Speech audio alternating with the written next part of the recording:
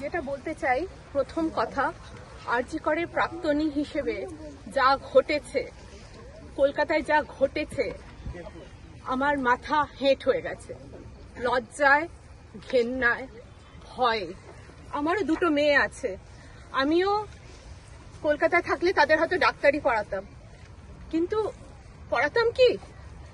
এই অবস্থার পর আজকে তিলোত্তমা, আমি তিলোত্তমা নামটাই উচ্চারণ করব, কারণ এখনো মামলা চলছে, সুতরাং আসল নামটা বলা যাবে না। তিলোত্তমার জন্যে, তিলোত্তমার উপরে যে কি নৃশংস অত্যাচার হয়েছে, কি দানবিক অত্যাচার হয়েছে, সেটা আপনারা কেউ জানেন না, আমিও বলতে পারবো না।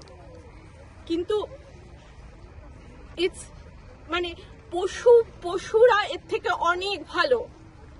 আর কারা করেছে? একজন স্কেপগোট এনে তাকে দাঁড় করানো হয়েছে যে সে করেছে।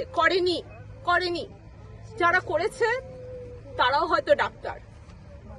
এই সমাজ, এই অবক্ষয়ের পথে চলেছি আমরা।